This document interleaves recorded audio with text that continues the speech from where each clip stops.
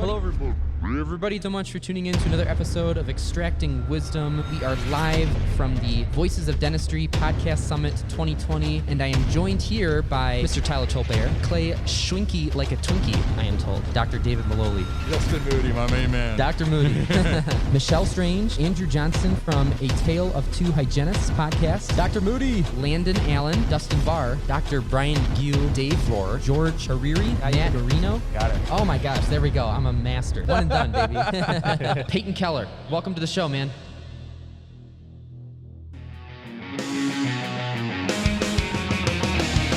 You are now listening to Extracting Wisdom. Here to help you prevent the decay of your future is your host, Brandon Evert.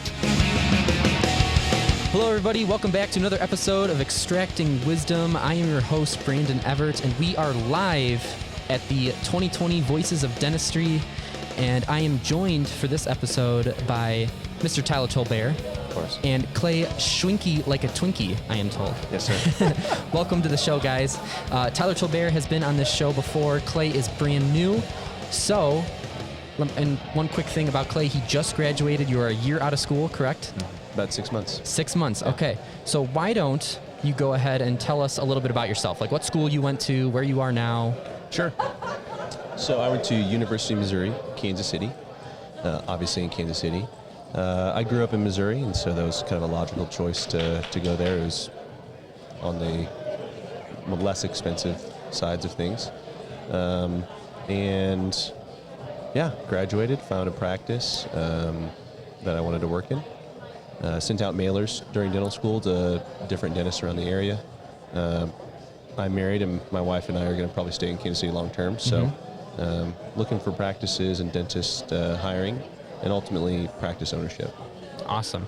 So here's a big question I want to ask, and I'm sure all of my fellow dental students are wondering, how is life outside of the cage of dental school?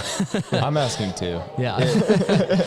I really want to know. It's a lot better. Okay, lot less. so there is a light at the end of the tunnel. Yes. So is it better day one? Or were you just like pulling your hair out for the first couple of weeks and you're like, okay, maybe this is manageable? Or was it instantly just like, oh my God? Well, I think in dental school, I tried to have the mindset of, okay, I'm going to be doing these things down in the clinic on patients. I'm going to be doing this every day outside of school. So how is a dentist thinking? What is he doing or she doing? What kind of mindset can I put myself into to make me succeed and then ultimately make that transition a little bit easier? So to me, I didn't really feel any big transition. Right. Because I tried to kind of have that mindset, especially last year in clinic. So. Okay. Yeah. Good to know. What, if I may, so what was it like just coming in day one and you've got a column scheduled, because that's different than school. I mean, you've got patients just back to back to back, and you're sitting there thinking, okay, I gotta get this done because I got somebody else coming in, and I don't want them waiting. Like, does that pace of things disorient you or pressure you at all? Or I mean, a lot of people ask about speed. Is right. kind of the reason. Right? That's what I'm wondering too. Yeah. I mean, speed's definitely, I'm still going to be slower than somebody 2 years out, right. 3 years out. I think the more reps that you have, the better time management that you have, because you're going to be doing a couple fillings in the hour, and then maybe checking a couple hygienists too. So you have to time when to get up, take a break twice in the hour that you're doing Sips of water. Right. Yeah. It's definitely a skill that you kind of have to build up. I'm not saying I've mastered it, Right. but you're on your way. Right. You definitely get better because you don't really have a choice. Right. Yeah. That's true. I mean, the one thing you don't want to do is run late. Right. And respect the patient's time and all that kind of stuff. Sure. Of course. So speaking to sort of the dynamic that you have with the owner of your practice, kind of in relation to the former relationship you had with instructors, where you would do something and you show it to them and they're like, no, this sucks, do this, you fix it. Now it's more of a colleague kind of it's relationship. a colleague thing. Do you even ask? I mean, is it totally just, this is good? Yeah, this there's is on me. I like having not necessarily a fallback, but somebody I can kind of a sounding board that I can bounce ideas off of the case. That, hey, I'm doing this. What do you think? Is this possible, or am I giving up too easy on the tooth. Any That's good. circumstances. I mean, it's just kind of like, it's nice to have somebody with 35 years of experience. Of course. Kinda, especially from like treatment planning. Yes. And, Yes. Oh yeah. things that may be, out of your repertoire that could be an option for the patient. Sorry. Tyler's a wordsmith. I love it though. I had to plug something in there.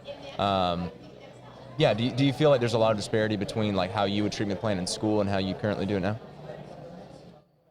I think that's a kind of a transition too between dental school and kind of coming out, trying to figure out treatment planning, because it's the decisions that you're making are so much quicker. Right. Yeah. Because I don't know about you guys, but we had to make models of our patients. Yes. Sometimes mount them, Yeah. and then explain why you're going to do something to a dentist and treatment plan. I mean, it's And then figure out how to put all of it in Axiom. yeah. Oh my God, exactly. that's a separate appointment. Yeah. Right. Yeah, literally. It's right. So that is a lot different than my private practice experience of, hey, there's decay here. You need a crown here or 2 crowns here. Like, let's get you on the schedule. Right. And we just kind of go. So I mean, Yeah. in our practice it's a insurance-based practice. Some fee-for-service patients, but Right. and it's in a suburb. So yeah. Awesome. What procedures do you typically see? I can imagine you're not doing a ton of dentures and stuff. Really not a whole lot. Some Yeah. partials. So partials still exist outside? Yeah, I'm having second thoughts now. everything's a lot easier, and that's something that I had to kind of get used to too. Of like Right. the lab's doing a lot of the stuff that you guys are slaving away over. Yeah. in the Trimming lab. dies, man. Yeah. Right. Yeah. No, that's not. What are you talking about? I thought not a that's- thing. That's not a thing. Are you doing any implants or anything, or does the practice that you're in do any implants? So the owner has done some implants in the past. He's Okay. done full ortho in the past, Oh, but that's he's cool. just kind of, I think he's transitioning more into just doing crown and bridge stuff. Okay. Digital? No, No. Okay. no. So we're still taking impressions. That's kind of nice though, right? I mean, yeah, you can, pros and cons. Well, you're familiar with it, Right. and, Yeah. and That's you true. can make your own foray into like the digital world at your own pace. Like, Right. You're not having to sit there and be like, oh my Right. God, I got to scan and mill stuff in the same Yeah. day, and you know what I mean. So Because we had some access to scanning, not necessarily milling in dental school, but we had some scanning with the Omnicam. Yeah. So That's cool. Yeah. So I tried to expose myself a lot to that and work with professors that were willing to do that. Cool. Right.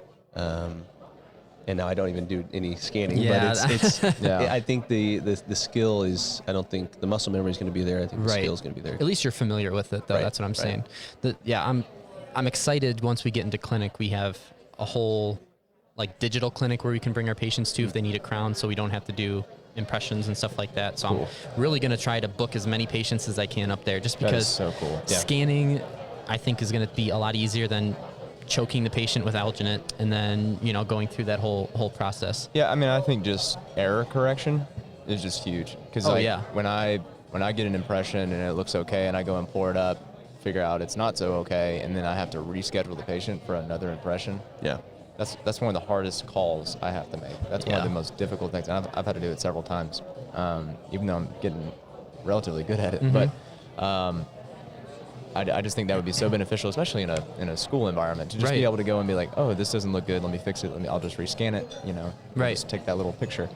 But yeah, that's interesting that you're going off into, and nobody really knows a whole lot about Clay's practice, but it's a pretty awesome practice, right? I mean, It's pretty big, yeah. So How many operatories?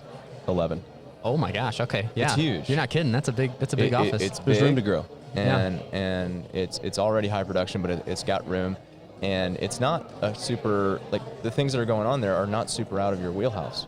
Right. There's not a whole lot of all on fours or Which is a lot right, of implant yeah, which is awesome. cases being done. Yeah. You know, Right. so, and that's something that I'm interested in. So Right. I'm actually going to implant pathway in March. Attaboy. Yeah. Yeah, join the club, dude. Yeah. I know. You got these guys. I'm a D2 and a behind. D3 veterans from Implant Pathway telling you, a dentist, you need to go. I know. I still need to do. I've signed up. Yeah, I still need to do session 4 though at some point because I can't do Okay. that until I have a license. Yeah, But- you can shadow. That's Yeah, more or well, less what I did. Yeah, I can Which try is to figure still that out. super awesome. Yeah. Like, I mean, it's they did 270 implants a day. I was there. Wow. Ridge splits, sinus slips. Maybe not so much that, but socket Yeah. preservation. Oh, Saw a lot yeah. of really cool stuff. That's so awesome. And obviously full mouth extractions, and everything's done by hand, and it was really beautiful. Yeah. So I'm excited for it because he's doing as you said, the fast track and just knocking all that in 1 week. Yeah, man, you're gonna be ready to go by the time I you're know. done with Yeah, that. yeah. I hope. I mean, I didn't get a whole lot of implant placement or really restorative in dental school. It really wasn't. I mean, we had to do an implant crown or two. Right. Sure. But I think doing and investing in my career and education on the front side, right out of school, like that. Oh, it's gonna, absolutely. I can take that knowledge and keep building on it for the rest of my career. So I think that's. You don't have to learn everything in dental school, Right. But still kind of have that mindset of always be learning and Yeah. all that kind of stuff. Well, and I think too that's a really good mentality to have is to learn as much as you can up front, especially like right after you graduate, because the payoff of doing dental implants over the course of your career huge. is going Exactly. to huge Yeah. payoff, right? Yeah. So like as opposed to waiting, 10 years and then doing it, that's 10 years that you've lost that you're doing RPDs instead of instead of implants, Yeah, Right. and also when you're working and your time is money, and you have to sometimes take off work to go do something like that, like the cost is even greater, and you don't have access to student prices and stuff like that. So Yeah. the time is always now. Yeah, For sure. I agree. Is there anything now that you've been out for a while? Is there anything that you wish you'd have focused on more while you were in school that you would advise other students to be better prepared? That is a good question. I think sometimes I got caught in the trees and I couldn't see the forest. If Okay. that makes sense. The day-to-day grind of dental school is outrageous. It's so immediate. Yes. It's all-encompassing. It is overbearing. It's just it's a lot. Yeah. And trying to kind of get myself out of that mindset of the day-to-day grind, like, okay, think about big picture. Right. Yeah. Like, you have a year and a half, right? You're Yeah. I left. can't believe it, but yeah. Like, that's not a very long time. Yeah. But it is day-to-day. It's like, that's a lot. It is, yeah. It's a long Yeah. time. Or Yeah. if you're a D1 or D2 or anything like that, I think just trying to see the big picture, try to have a healthy mindset, and try to do other things Right. other than dental school. Yeah. Right. Yeah. Yeah, and we've talked about this before, Tyler, like how important CE is and getting outside of just dental school and learning, as much as you can about business or other procedures or anything like that, yeah. because the payoff is huge. Yeah, and So- always have people, influences in your life that enable you to kind of peer around the corner. So Right. I mean, Yeah. I have the fortune of knowing Clay, and we're actually co-hosts of a segment on a podcast I was recently telling you about. Plug it, baby. I kind of have to. I want you to, I'm yeah. sorry. I'll slip you a 20 after this, but No. it's called The Pursuit of Ownership, and so we're a segment on the Share Praxis podcast. And so myself being a D3, Clay's a year out, and Aaron Fritsch is, who's unfortunately not here with us today, sorry Aaron, is a D4. And then we've got George, who is out 2 years. 2 years, I think. And then Matt out a little bit further. So it's like I literally have people that I can talk to Like at every step of the way. that I just Yeah. I envision as myself next year, year after that, Yeah. and I'm modeling myself after these people. And there's a lot of dentists out there, and you can always find people that are resembling your vision, that are a little bit ahead of you, Right. and you can always ask them that question of, what would you have done differently if you could, go back to where I'm at. Right. And that's one of the and things. that's just massive, man. Right. Yeah. And sorry to cut you off, but I was just saying that's one of the things that always amazes me about dentists is that I have never spoken to a dentist that isn't willing to help. I know. I mean, or offer advice I know. or have me come shadow them or anything. Like Yeah. everybody's so Yeah. helpful. Yeah. Yeah. Whether it's business or procedures or clinic, whatever, it doesn't even matter. Yeah. Don't let Facebook fool you. Right. I think if you're on like the Facebook post, that Yeah. you might get this idea that there's keyboard warriors out there, and Yeah. sometimes people bash people. But if you ever talk to people in person or you give them a call, I find most people are just really willing to reach out and help. So that's a big gem. Yeah, don't Yeah. believe those horror stories, especially on like Student Doctor Network and stuff like that too. Oh, There's God. a lot of those. I left that after I got in and never Same. went back. for anything. Yeah, I haven't been on that site ever since I got into dental school. Shouts out to it. I mean, it was a great resource. It is a great resource. I was a 24-hour user. Like, I would check my battery. You know how you can check on your phone what apps have taken the most battery? Yeah. SDN up top. Really? Oh, yeah. More than Google Maps, more than Safari. Like, I was just on SDN all the time, just looking for people that got in with my GPA or my score. Right. You always want to know. It's. Yeah. But I think DAT, I'd look for resources there to study for the DAT. Yeah, big time. Yeah. Well, speaking of that, I'm going to plug something right now, too. P80 Booster. Have you guys ever heard of that or used it? Booster. Yeah. Was that around when I was taking it? I don't know. Is this new? It's definitely Probably newer. could have used it. I used DAT Bootcamp. I did. Amazing resource. Yeah, great resource. Amazing. But I will say, as great as it is, and it's fantastic, I would definitely start checking out P80 Booster. Okay. Because number one, they have excellent software and it's really dedicated to the PAT, every section of the PAT. Yeah. And I may have done some tutorial videos on every single question, done some stuff like that. I knew this wasn't out of the goodness of your heart. But no, you make really is. good tutorial videos, though. Thank I you. would actually Yes. watch them now. I appreciate that. Yeah. I can send you a couple if You're you the want. Khan Academy of dentistry. Yeah. Oh, yes. I really see Yeah. that for No, you. that- Hey. You have a really great talent for that. seriously. I appreciate that, and that's anything I can to help other people, because I know trying to get into dental school is stressful enough. Yeah. Just trying to make it a little bit easier and Yeah. kind of lay out a roadmap of these are the steps you need to take, because not all of the pre-health advisors at your undergrad or whatever tell you all those steps or tell you everything that you should expect. Yeah. So I'm just really trying to just expose everything and make sure everybody's prepared for what they're getting themselves into. Yeah, I mean, I got to applaud what you're doing. I'm cutting you off now. No, but, that's good. to be doing what you're doing at this stage, I'm sure it is underappreciated by your peers. And I only say that because I think you're offering a whole lot of value that probably goes relatively unrecognized. Like, I know some people are probably listening to this and thinking, like, wow, this is a great show. Like, Brendan provides a lot of value, but it needs to be more widespread, and people need to be tuning in for sure. So I hope to see that. Thank you. I appreciate that.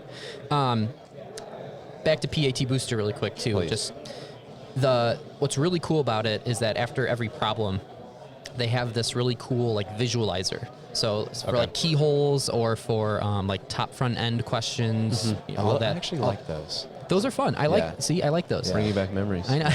I know. Or horror stories. I don't know. Oh man. But after you answer a question, this 3D visualizer pops up where you can use your mouse to actually rotate it. You can rotate the That's object and awesome. everything, which I think is really helpful when you're is. first learning how to take the exam. Just how to, visualize those things in your brain and do those That's the whole rotations point. in your head. Exactly. And you can learn it. Right. Yeah. That's cool. So that's one thing I really appreciate about that software. So Yeah, I remember when I took the PAT, because I mostly used Bootcamp and Destroyer. Yep. When I was very, very happy with Bootcamp, especially for the sciences.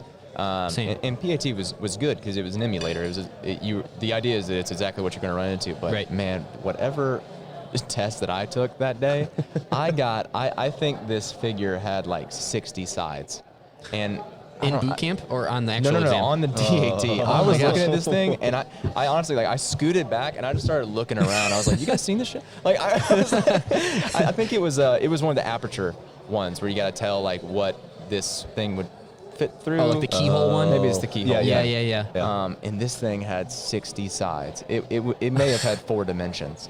It was unreal. And I ended up doing okay on the PAT, actually, but I think a resource like that would have been super useful. Right.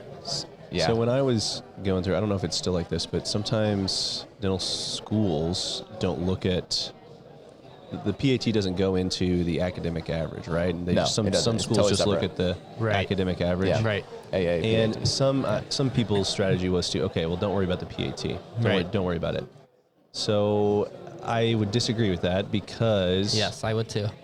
having gone through, and you have to be able to perceive the anatomy in 3D, Right. and be able to talk about that with other dentists, especially with faculty members. Yeah. And I was actually, my 4th year, I was on the admissions committee. Oh, okay. Oh, cool. That's so cool. every year they take 2 students, and there's a group of faculty basically with hard sciences, kind of from everywhere, and then also clinical faculty. And we're looking through all these applications, and the clinical faculty are telling the group I can point out to you which students are going to do well in clinic because of their PAT scores. And they can go back through the data of past years, and it's pretty, they can pick out. It's pretty consistent? Right. Huh. Mine is definitely an anomaly. Now, you know, that's an anecdotal story, but I think it shows that people are still looking at that, and I think it's important as a dentist and a dental student to be able to do that. So. Well, and I totally agree with you too, because I remember the exact day in dental school when I posted something on my Instagram saying pre-dental students the PAT matters, so pay attention, because especially for, like, let's just, for example, crown preps, right? You got to be able to, you have to have that 4-5% taper. You need to be able to check for undercuts.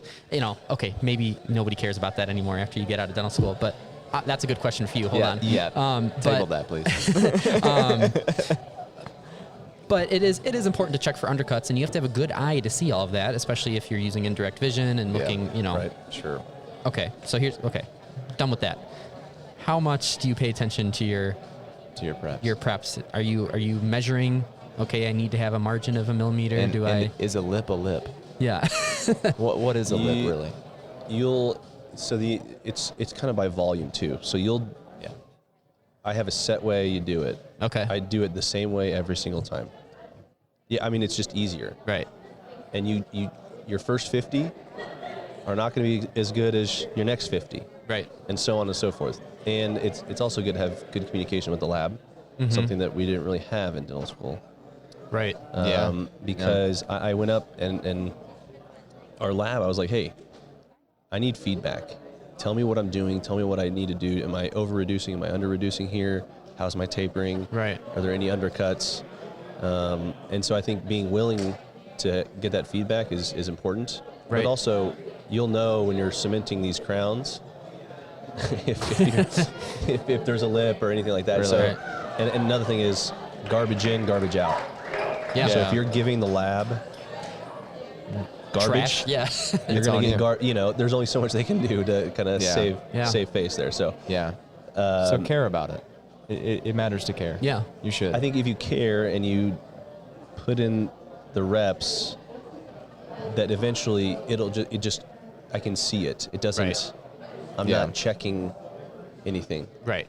Yeah. I get that. And I consistently ask from my lab for feedback. Right. That's smart, and that's one thing too. When I did my internship with Dr. Moody, most of the time, or like about half of the time, I was in his dental lab, Pro Smiles, doing some things, whether it was implant, like planning implant crowns or just regular crowns, whatever. It was funny to listen to them say like, "Oh, this dentist, these preps suck." You know what I mean? And it's important to know that you have to have a relationship with your lab. You have to ask for feedback, and you got to give them a good product, because then you'll get a good product back. Like you said, garbage in, garbage out. If you don't do that, then you're gonna have a bad crown. Yeah, I don't know if I've said this on air before, but before dental school, I was still trying to get in. I actually worked for a lab. Awesome. So I worked for one for about 6 months. Probably should have spent a lot more time down in the plaster room, like working with models and stuff, because that's kind of what I suck at sometimes. But I worked in their digital department. But I was, right across the room from Crown and Bridge and the ceramics and stuff. Right. And, they could see a prep and they know who did it. Yeah, exactly. They knew exactly who did it. And I would kind of get a sense of, I'd never met these dentists before, but like I would see a script come in and, they would kind of match that to the die and they would know exactly who it was. And they all had a reputation because it's like, oh, here we go. We got a bunch of, stuff from, this doctor or whatever, right? And so like I had in mind a few names of people that, just were chronically sending in these like terrible preps that were just like giving people such a hard time. And I was at a soccer game in the same town. It was a very, kind of a tight-knit community. And I was talking to one of the parents at the soccer game. I was actually kind of a soccer mom for a period of time. But anyway, we can talk about that some other podcast. Yeah, a lab technician turned soccer mom. Yeah, I wore many hats.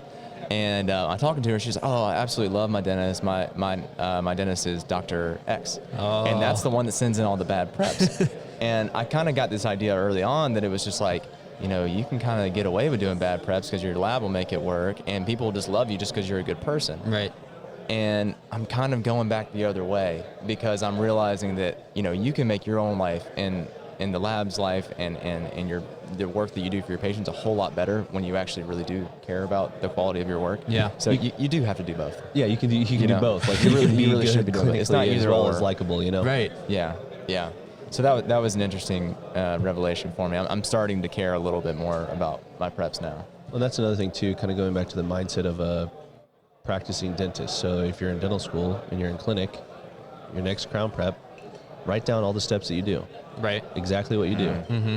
What you're going to do next. You're not going to move on to break contacts until you're done with the occlusal reduction. Right. And you're not going to move on to this until you do this. And try doing it without, I'm going to go ask my faculty member. I'm going to lean on that a little bit instead of saying, would I let this go if I was a dentist? That's good. So I think That's so good. that helped me, so that way I wasn't relying on the faculty as a fallback to, I can get away with being lazy mentally, doing that. So that'd be my advice too. Yeah, that's great advice. Yeah, I think working in the clinic, there have been a few times where there's always that back door of, I can just call the instructor over and they'll save me here. But it's not that way when you get out. Yeah, and That's like true. you kind of have to sit there and be like, you know what? Before I know it, it's all going to be on me, and I've just got to be a problem solver. Like that's my job. I solve problems. So if something's not working, I got to solve problems when there's people there to help. Yeah, Exactly. yeah. but at least give it a shot. Right, You know? exactly, Try it on exactly. your own first. Maybe that's terrible advice. I don't know. But I have had a few times where I was just like, I really don't know what to do, but I just sat there and I thought on it. And I just kind of forgot that there was a professor there for a second, and it worked out. Or if it didn't, I can get bailed out. Or But that's it's what I'm good saying, to like, start thinking that way. Make those mistakes That's in dental great. school, you know? Yeah, it's really good to start thinking that way. Yeah. Yeah. So for sure. basically, moral of the story is take advantage of dental school while you can and do as much as you can. Yeah, I mean, Right. yeah, it's it like sucks, but like take advantage Right. of it. Like there's ways you can Yeah. leverage that time of learning yeah. in an environment where you can make mistakes. Yeah. But don't be lazy. Yeah. Either. You know. Yeah. I think you can definitely reframe it from, this is just a bunch of stuff I got to do so that I can get out of school and go and make money, and start looking at it and be like, well, this is a trial period where I get to try stuff under someone else's license that assumes the risk, and no one's going to write a Google review about me, and it's not going to damage my reputation and have a lasting effect on my career. You know what I mean? Right. So like, Right. I mean, I'm not saying obviously you're just going to go around being wanton and doing crazy stuff, but like it is an opportunity to let yourself be uncomfortable, try new stuff, and see how it works. And I know You know? it's it sounds like I did that every day. I didn't do that every day. Like it's a Yeah. grind. Like Yeah. some It is. stuff you just have to do to get Yeah. done. And then it's That's true. Absolutely. But take those pearls when you can and try to Yeah. Yeah. Yeah, that's Yeah. one thing too. Like we're doing rotations now through was about to ask, yeah. oral surgery and nice. radiology and PG perio and PG endo and stuff. And I made a deal with myself, and I think any dental student that's doing rotations should do this too. Is if anybody asks you to do something like, hey, do you want to numb up the patient? Hey, do you want Do to it. place the composite? Yes. Yeah. Say yes, 100%. because 100%. that's valuable clinic time for you to practice with somebody else literally right there watching you, right? Yeah. So Can't beat just it. yeah, exactly. You can't beat that. You gotta just take You'll advantage You'll of be it. paying for it later, Right, like right. literally paying for it. So Yeah, exactly. Yeah. So do it while you Yeah. can. And of course, when was it?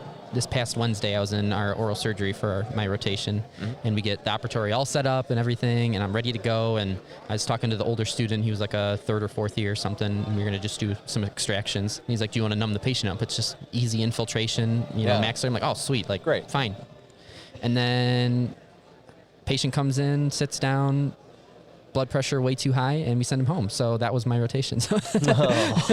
Which Hey, was, you I put mean, it yourself happens. out there. You It took happens. the step. And Yeah, I know. So I'll probably Yeah. ask to go back in there and Yeah, you should get more hands-on. So but when are you going to be clinical? When are you getting the reps in? this summer is when we start. Nice. Like we're doing all of our rotations now. Yeah, good. But this summer is when we start getting patients to our name and start treatment planning and carrying out all those Awesome, procedures. man. So I'm really excited. It's going to be, I think, a nice change of pace. Yeah. Not sitting in lectures all the time, and more so, clinical. I know we're going to have to do all those faculty checks and everything, so it's not Yeah. totally on your own, but it's a lot more independence than where I'm at now. So Yeah, it's a new set of problems. Yeah, for sure. for sure, yeah. But they're more relevant problems, and I think you're Yeah. gonna excel at it for sure. Yeah, he already I've seen his composites, and they put anything I've even done, like bench top to shame. Like he's such a talented guy. Well, thank you. But here's the thing. I haven't done any of that in a long time, so we'll see. You know what's strange is that this semester in dental school, we don't pick up a handpiece at all. Really? It's all lecture. That's kind of a bad idea. And I don't like that because we have to Right go before you go into clinic? Right before we go into clinic. Exactly. Yeah. They should. I'm not meaning to bash my school or anything, but you got a great school, but that's dumb. But it is because I mean the content we're learning is great right now. I mean we're doing implants and perio, like more advanced perio stuff and endo and treatment planning and all this very important knowledge that we need to have going into the clinic. But yet again, we're not picking up a handpiece. Any lab work? I mean, not with the handpiece. Like we're doing like, wax rims and dentures and stuff like that this semester. So we're doing some stuff, but no like required handpiece and composites and stuff. I have a whole bunch of leftover like extracted teeth from endo that I haven't used. So I think one day I'm just going to go in there and just start pounding composites on real teeth and just, on a weekend or something, just have a ball. Yeah. Because I don't want to forget how to do any of that, Sure. It comes back. I mean, I think I'm sure. You'll be it will. fine. It's like riding a bike. You'll be fine. You'll be fine. Yeah. You'll be fine. Sometimes when I'm like just out of clinic for like 2 weeks for whatever reason, like maybe I didn't schedule somebody or I had to go somewhere, I'm like, do I still know how to do this? Yeah. Like I've got a patient tomorrow, right? And I don't know what I'm doing. Yeah. But yeah, it does. Clay's right. Absolutely. Yeah. I mean, it's especially true when you're getting out, you graduate, right? And then your license and stuff might not come through until a couple months. So how did that work with you? It worked fine. Yeah. Was it pretty quick from when you graduated to getting your license? Yeah, I also knew somebody in the. So you had an insider. I did. I didn't get any ahead of anybody else. It was just one of the first ones. Got it. I didn't start until I think the end of June though. Okay. Yeah. All right, that's not bad. You had a summer to enjoy. Yeah. Yeah. Yeah. No student loans, no income, so it was just like, I guess all deferring that. Yeah. Well, but it's definitely worked out for you, man. I mean, you trusted the process, and you're in a really great position that I'm super envious of. And me too. He's living to tell the tale, so that's good. He is. And to his credit, I mean, he's kind of bashful about it, but he did do a lot of due diligence in finding himself that opportunity. He really marketed himself to find the opportunity in the first place, and then he vetted it very well. He helped. He evaluated the practice and really went over it with us and stuff and talked through the decision. And it was a very intentional, conscious decision. Right. And that's, that was his first job out of school, and it was going into something that he's going to be doing for a while. So I really applaud him on that process. And but the thing is that I didn't do anything that no one else could do. Oh yeah, I mean, if you did it, it's just like that's the thing. It's just figuring out what do I want, and then kind of next steps. And I think that's what the pursuit of ownership is going to kind of be about too. Is just to really make sure that from pre-ownership, maybe even dental students, to getting out, being an associate. Like what do I look for in a practice to buy? Right. Who are the people I need to contact and when? Yeah. Well, that's all good info. So hopefully you guys are putting that out.